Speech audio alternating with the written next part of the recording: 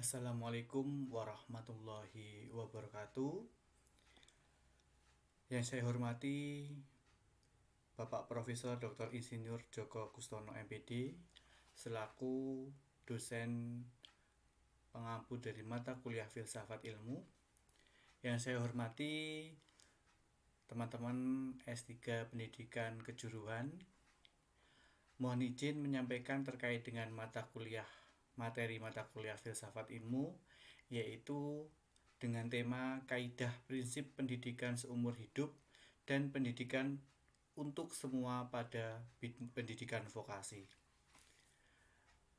Langsung saja, sebelum menyampaikan terkait dengan pendidikan seumur hidup dan pendidikan sepanjang hayat, di sini saya akan menjelaskan terlebih dahulu terkait dengan hakikat pendidikan. Apa sih hakikat pendidikan itu? Jadi, hakikat pendidikan di sini merupakan poin pertama, yaitu suatu usaha manusia di mana dalam usaha tersebut terdapat proses pembentukan untuk menjadi manusia seutuhnya, di mana manusia tersebut dapat memiliki sikap mental, pikiran, dan kepribadian untuk meraih suatu keberhasilan dan kesuksesan dalam hidup. Kemudian poin yang kedua, hakikat pendidikan itu merupakan suatu proses perkembangan, di mana pendidikan itu sendiri terkait dengan perkembangan manusia mulai dari perkembangan fisik, kesehatan, keterampilan, pikiran, kemampuan sosial, spiritual sehingga hidup menjadi seimbang. Dan yang ketiga yaitu hakikat pendidikan itu sendiri merupakan suatu proses membuat manusia lebih berkualitas dalam meningkatkan hidup dan taraf kehidupan alamiah ke taraf kehidupan berbudaya. Maksudnya di sini yaitu meningkatkan keilmuan dari manusia itu sendiri. Sehingga hakikat pendidikan itu sendiri dari 3 poin ini yaitu suatu usaha dalam proses yang dilakukan manusia untuk membentuk manusia seutuhnya, di mana di situ ada proses perkembangan dari perkembangan fisik, kesehatan, keterampilan, pikiran, kemampuan sosial, spiritual, dan sebagainya, sehingga dapat meningkatkan keterampilan atau meningkatkan hidup dari taraf kehidupan alamiah menjadi taraf kehidupan yang berbudaya. Selanjutnya, di sini ada hasil penelitian dari Abdullah Idi dan Toto Suharto tahun 2006 bahwa kegagalan dunia pendidikan dalam menyiapkan masa depan umat manusia merupakan kegagalan bagi kelangsungan kehidupan bangsa. Kemajuan suatu bangsa berkorelasi positif dengan keberhasilan masyarakat dalam studi dan mengaplikasikan ilmunya pada dunia kerja. Maksud dari kutipan ini bahwa kemajuan suatu bangsa itu dipengaruhi oleh kualitas pendidikan daripada warga negara tersebut. Artinya, kualitas pendidikan itu mempengaruhi terhadap kelangsungan kehidupan warga negara. Selanjutnya, pendidikan merupakan lembaga yang dikelola masyarakat secara sadar yang bertujuan untuk mengembangkan kepribadian dan kemampuan sumber daya manusia. Di mana di sini hakikat daripada pendidikan itu sendiri memang untuk mengembangkan kepribadian dan mengembangkan sumber daya manusia untuk menjadi lebih baik. Kemudian hakikat pendidikan itu sendiri juga dapat diartikan sebagai suatu proses yang dapat menumbuhkan dan mengembangkan kreativitas manusia sebagai makhluk yang terus berpikir dengan mengantarkan suatu cita-cita yang ingin diraih, seperti itu. Hakikat pendidikan itu merupakan suatu lembaga yang dikelola masyarakat secara sadar yang bertujuan mengembangkan kepribadian, tadi yang sudah saya jelaskan. Sehingga pendidikan itu bisa dikatakan salah satu pranata sosial yang menawarkan jasa layanan yang bersifat intelektual, afeksi, psikomotorik, emosional, dan spiritual dalam menyiapkan masa depan umat. Artinya di sini pendidikan itu memang suatu lembaga atau suatu unit yang menawarkan suatu jasa, di mana jasa itu bersifat mendidik atau bersifat memberikan layanan untuk menambah ilmu pengetahuan sehingga terjadi suatu perubahan pengetahuan atau keterampilan yang dimiliki oleh manusia itu sendiri. Langsung saja, setelah kita memahami terkait dengan hakikat pendidikan, maka kita akan masuk terkait dengan pendidikan seumur hidup. Itu. Apa sih pendidikan seumur hidup? Jadi kita mulai sejarahnya. Sejarah konsep pendidikan seumur hidup itu dimulai dari kita sebagai, mungkin di sini semuanya itu beragama Islam. Jadi ini saya ambil dari perspektif agama Islam, bahwa ternyata di dalam satu hadis itu ada penggalan hadis di mana di situ berbunyi, mencari ilmu pengetahuan adalah wajib atas setiap orang muslim. Artinya apa di sini? Bahwa seorang muslim atau orang yang beragama Islam itu diwajibkan untuk mencari ilmu pengetahuan. Nah, di sini karena ada kata-kata diwajibkan, maka di situ ada implikasi bahwa mencari pengetahuan itu suatu aktivitas belajar seumur hidup yang memang telah menjadi bagian dari kehidupan kaum muslimin. Kemudian poin yang kedua, bahwa sejarah konsep pendidikan seumur hidup ini ternyata UNESCO itu memperkenalkan atau mengangkat topik ini itu dimulai atau dipublikasikan pada tahun kurang lebih 1970, di mana pada tahun tersebut itu sebagai bentuk upaya mengantisipasi perubahan yang ada di masyarakat seluruh dunia. Maksudnya seperti apa? Jadi UNESCO itu berpendapat bahwa ternyata ketika kita analisis itu banyak perubahan-perubahan di dalam lingkungan masyarakat di seluruh di seluruh dunia terkait dengan kebutuhan-kebutuhan yang ingin didapatkan itu. Sehingga adanya di sini problem kemiskinan, tumpang tindih kesejahteraan sosial, kemudian yang berimplikasi pada pendidikan itu sendiri. Pada negara yang berkembang itu sudah mulai menerapkan adanya konsep pendidikan dasar sebagai perwujudan wajib belajar.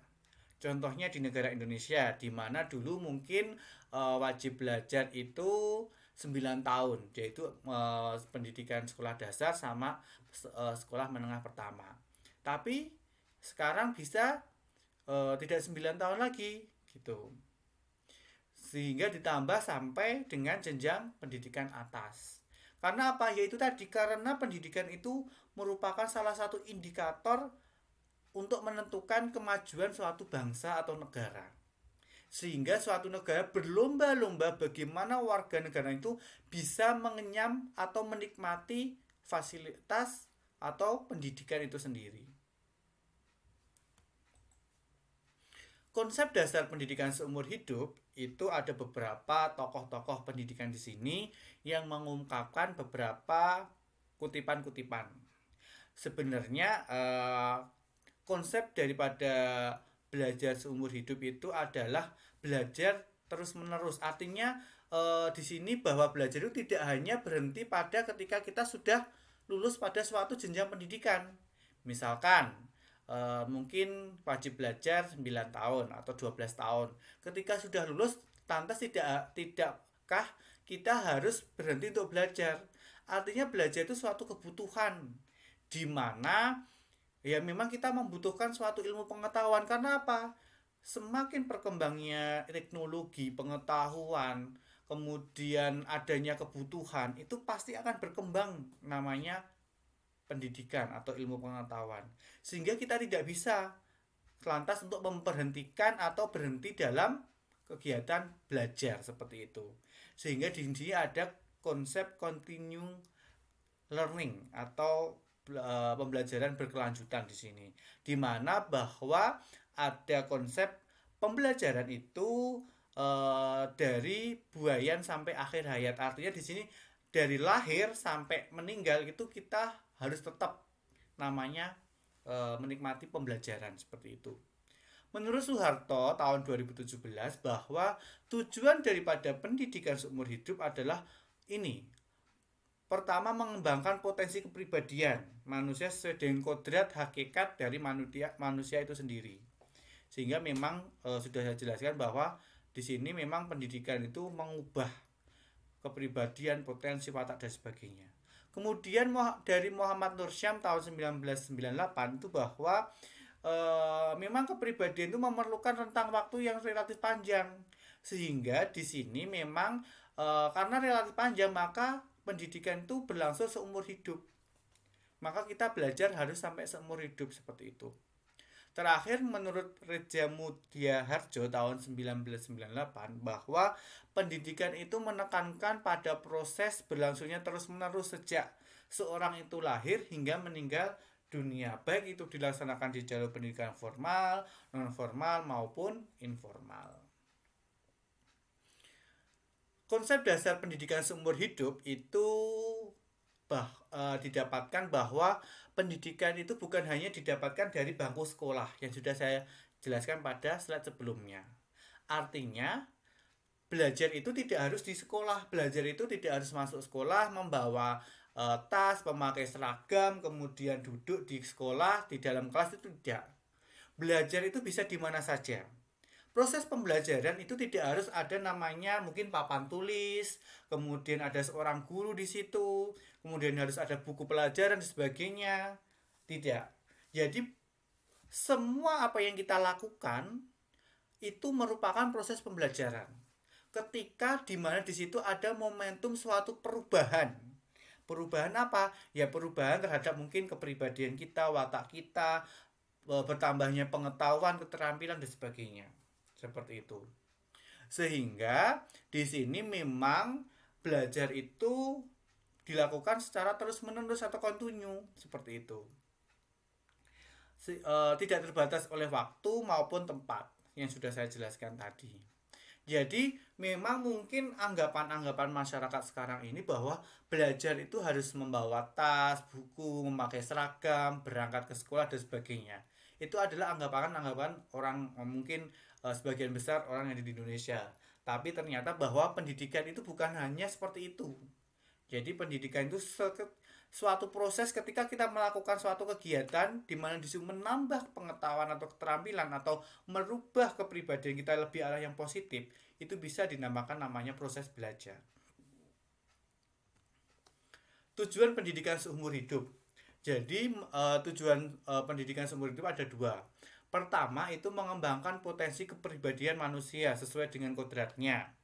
Kemudian yang kedua, mengingatkan suatu proses pertumbuhan dan perkembangan kepribadian manusia bersifat hidup dan dinamis. Nah, di poin kedua ini bahwa kita itu manusia hidup itu bersifat dinamis, berkembang. Jadi terus adanya perubahan-perubahan, entah itu kebutuhan dan sebagainya, sehingga di setiap hidup kita itu ketika ada suatu perubahan, perkembangan, entah itu tuntutan hidup atau tuntutan pekerjaan atau adanya perubahan lingkungan sekitar atau perubahan teknologi informasi atau perkembangan ilmu pengetahuan dari teknologi, itu kita memang harus belajar supaya apa, tidak ketinggalan seperti itu. Entah itu kita sudah mungkin berumur udah tua dan sebagainya, itu tetap kita harus mengikuti seperti itu. Di dalam Undang-Undang Nomor 2 Tahun 1989 ditegaskan tentang pendidikan seumur hidup, di mana pada pasal 10 ayat 1 itu berbunyi penyelenggaraan pendidikan dilaksanakan melalui dua jalur, yaitu jalur pendidikan sekolah dan jalur pendidikan luar sekolah. Di mana jalur pendidikan luar sekolah dalam hal ini termasuk di dalamnya adalah pendidikan keluarga. Kemudian pendidikan pada lembaga diklat, kursus dan sebagainya. Dimana pada pendidikan luar sekolah inilah yang dimaksud salah satu dari bentuk pendidikan seumur hidup. Pendidikan di keluarga itu tidak hanya ketika bayi kemudian dididik dia udah sekolah, misalkan orang tua lantas berhenti tidak mendidik anak, tidak. Meskipun anak itu dididik oleh seorang guru, maka orang tua itu wajib tetap mendidik di lingkungan keluarga. Karena sejatinya perkembangan anak itu dipengaruhi banyak sekali faktor-faktor. Salah satunya yaitu hasil dari arahan atau didikan di lingkungan keluarga. Dasar pemikiran konsep pendidikan seumur hidup itu ada beberapa sudut pandang.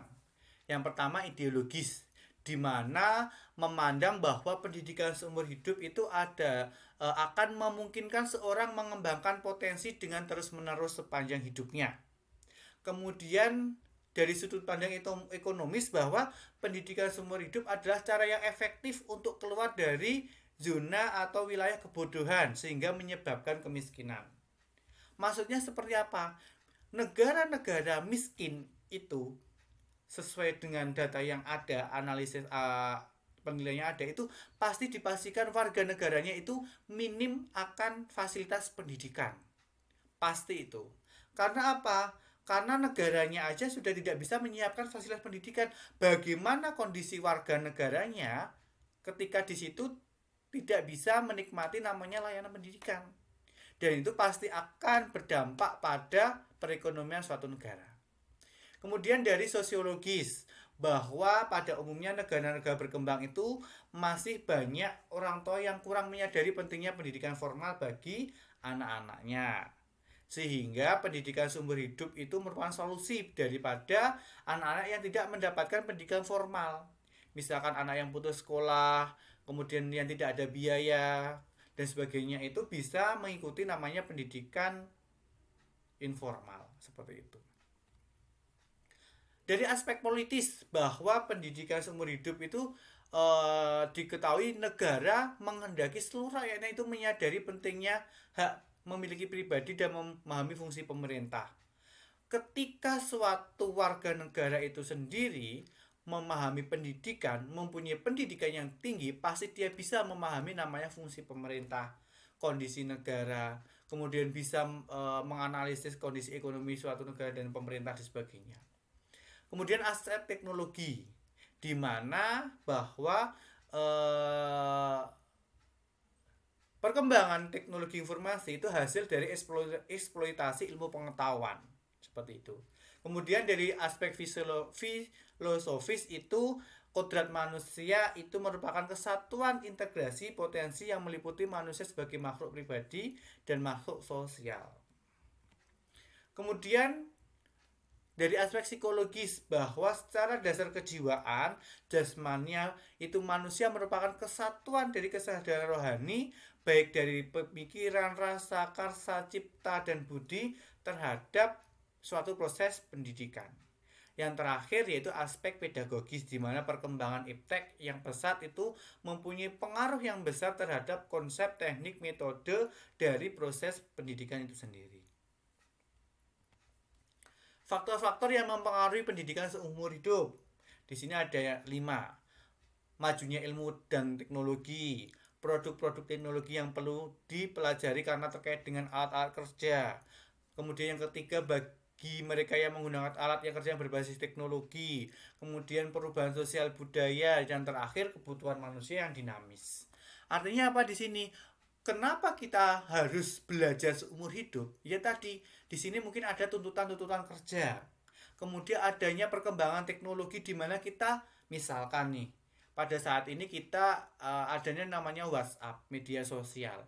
Orang tua kalau seandainya tidak mau belajar terkait WhatsApp dan media sosial, bagaimana bisa memantau anak-anaknya yang notabene bahwa anak-anak sekarang itu pintar bermedia sosial, pintar menggunakan gadget. Itu salah satu simpel dari contoh dari faktor mempengaruhi pendidikan seumur hidup. Itu. Selanjutnya implikasi konsep pendidikan seumur hidup. Jadi implikasi yang pertama bahwa pendidikan itu pendidikan baca tulis fungsional. Artinya di sini bahwa pendidikan itu suatu program tidak saja penting bagi pendidikan seumur hidup dikarenakan relevansi yang ada pada negara-negara yang berkembang. Dengan sebab masih banyaknya penduduk yang buta huruf.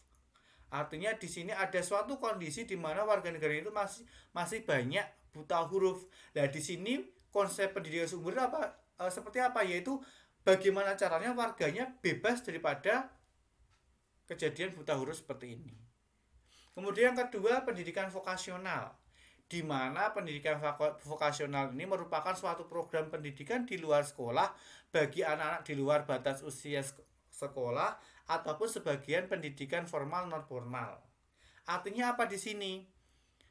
Eh, manusia istilahnya pendidikan itu kan ada aturan-aturannya. Misalkan karena terbenturnya dengan ketentuan umur, misalkan kalau SD itu harus sekian, SMP sekian, SMA kemudian sampai perguruan tinggi itu ada patokannya, sehingga bagaimana mengcover daripada orang-orang yang tidak mampu belajar di sekolah formal. Nah, di sini pendidikan vokasi itu menawarkan suatu pendidikan di luar pendidikan formal untuk memfasilitasi orang-orang tersebut supaya memiliki keterampilan yang mumpuni yang sesuai dengan keinginan dan kebutuhannya.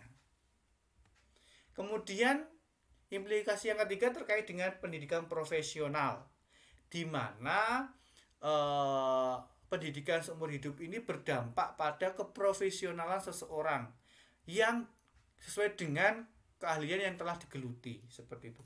Ketika suatu keahlian itu digeluti terus menerus, pasti akan terjadi suatu profesionalitas terhadap keterampilan yang dilatih atau yang sedang dipelajari tersebut. Itu. Terakhir yang selanjutnya terkait dengan implikasi yang keempat, yaitu pendidikan ke arah perubahan dan pembangunan. Di mana di sini memang pendidikan seumur hidup di sini yaitu mengarahkan terkait dengan arahnya perubahan pembangunan di suatu negara. Terakhir, implikasi yang kelima yaitu pendidikan kewarganegaraan dan kedewasaan politik. Bahwasanya di sini suatu warga negara itu harus mengetahui bagaimana sistem pemerintahan, bagaimana seorang presiden itu seperti apa, wakil rakyatnya seperti apa, itu harus memahami. Di mana itu dipahami seumur hidup karena apa? Terus berkembang. Seperti itu. Yang selanjutnya saya akan menjelaskan terkait dengan sejarah konsep pendidikan untuk semua. Di mana bisa dikatakan di sini istilahnya education for all, seperti itu.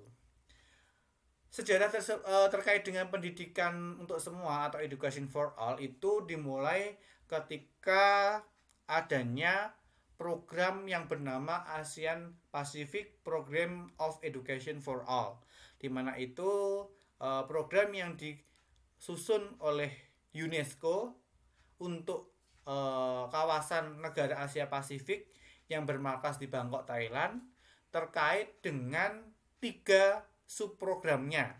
Yang pertama itu pemberantasan buta huruf, yang kedua universalisasi pendidikan sekolah dasar, dan yang ketiga peran pendidikan dalam pembangunan. Kemudian selanjutnya konsep education for all ini di tingkat dunia juga mulai dikembangkan ketika di situ adalah terselenggaranya suatu pertemuan forum pendidikan sedunia di kota Dakar, Senegal, pada tanggal 26 sampai 28 April tahun 2000. Pada pertemuan tersebut membahas dan mengakhiri hasil terkait adanya kesepakatan rencana kerja Dakar untuk aksi yang bernama The Dakar Framework for Action. Di sini di mana program tersebut membidangi komitmen menyeluruh untuk mencapai pendidikan untuk semua atau education for all pada tahun 2015.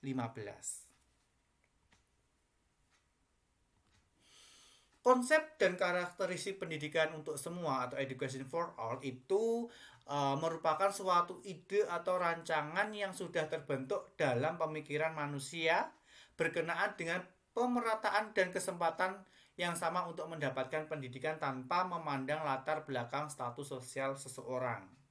Artinya bahwa pendidikan itu fasilitas negara, di mana seluruh warga negaranya atau seluruh manusia itu mempunyai hak untuk mendapatkan fasilitas pendidikan itu. Jadi tidak boleh adanya larangan. Makanya suatu negara itu seyogianya punya kewajiban terhadap warga negaranya untuk memberikan namanya fasilitas pendidikan. Seperti itu.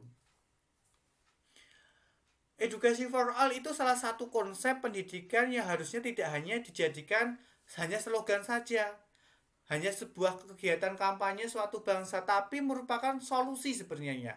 Solusi untuk mengatasi namanya masalah pendidikan. Karena apa?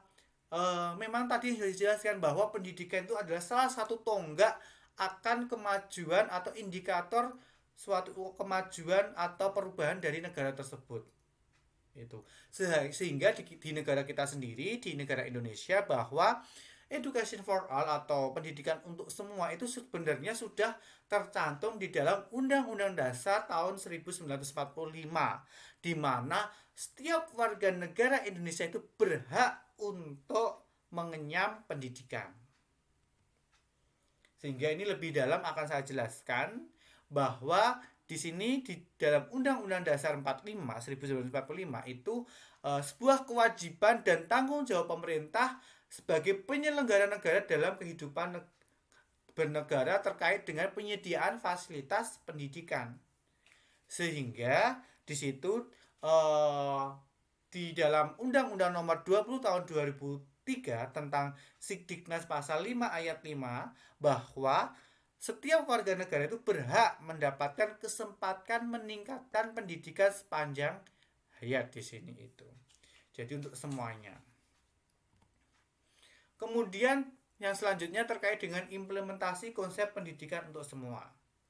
Pertama di sini saya kutip dari Dewi Salma tahun 2004 bahwa Education for All itu digunakan pada waktu tadi yang sudah saya jelaskan di slide sebelumnya di kawasan Asia Pasifik dalam menyusun program ASEAN Pacific Program of Education for All seperti itu.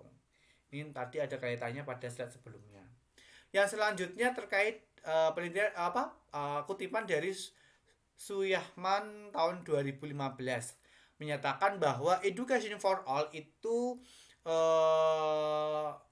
ada banyak negara miskin di mana di wilayah seluruh dunia itu tidak berada di jalur untuk memenuhi tujuan edukasi for all disebabkan adanya kekurangan pendapatan suatu negara. Nah, di sini menurut Suyahman ini kondisi ekonomi suatu negara itu mempengaruhi adanya tujuan daripada edukasi for all.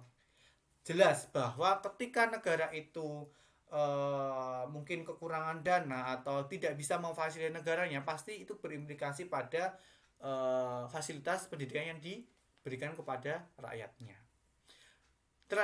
Selanjutnya menurut Beni Setiawan tahun 2008 bahwa Education for All itu dia menyatakan sempitnya pemahaman masyarakat memaknai pendidikan itu sendiri.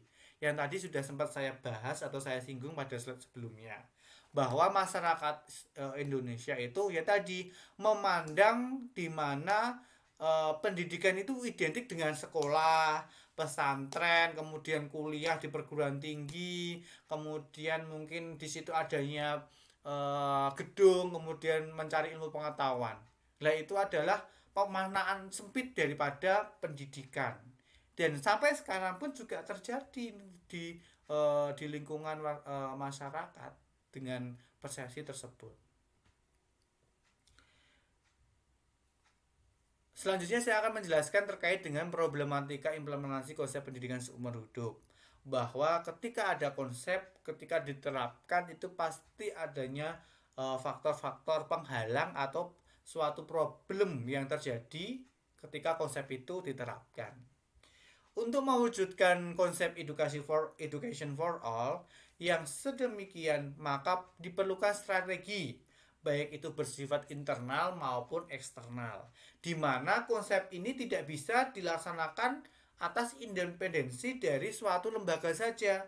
Jadi harus ada namanya kerjasama di sini, entah itu dari komponen lembaga Kementerian Pendidikan, kemudian Dinas Pendidikan daerah, kota atau kabupaten, kemudian sekolah-sekolah yang notabene dia adalah lembaga atau unit penyelenggara dari pendidikan, kemudian yang terakhir ya dari pada warga negara yang merupakan objek dari pendidikan itu sendiri. Problematika implementasi konsep pendidikan seumur hidup itu ada beberapa kendala, di mana di sini saya ada 4. Yang pertama, masalah pemerataan pendidikan. Ini yang terjadi di negara kita, bahwa memang ini salah satu masih PR besar terkait dengan pemerataan pendidikan. Karena apa ya? Memang kondisi negara kita Indonesia kan banyak pulaunya, kemudian sangat luas lah. Di sini untuk menjangkau, untuk memberikan fasilitas pendidikan pada pada wilayah-wilayah terluar, kemudian di dalam, di pelosok itu kan juga cukup sulit ya. Makanya ini butuh proses untuk memeratakan suatu pendidikan. Kemudian masalah yang kedua terkait dengan mutu pendidikan. Nah, ini juga yang masih menjadi PR dari pemerintah saat ini, di mana mutu pendidikan kita ini mau diarahkan kemana toh, mau tujuannya kemana lah, ini yang masih belum jelas seperti itu. Karena apa? Ya tadi ada mungkin unsur-unsur kepentingan politik di situ, kemudian ada unsur-unsur kepentingan kelompok di situ, yang mana berakibat bahwa mutu pendidikan kita mungkin sampai sekarang ini masih berubah-ubah seperti itu. Masalah yang ketiga terkait dengan efisiensi pendidikan dan relevansi pendidikan. Jadi sebenarnya pendidikan itu untuk apa, atau sebenarnya posisi pendidikan itu di mana, atau kegunaannya bagaimana dan sebagainya. Nah, ini harus dipahamkan terhadap masyarakat.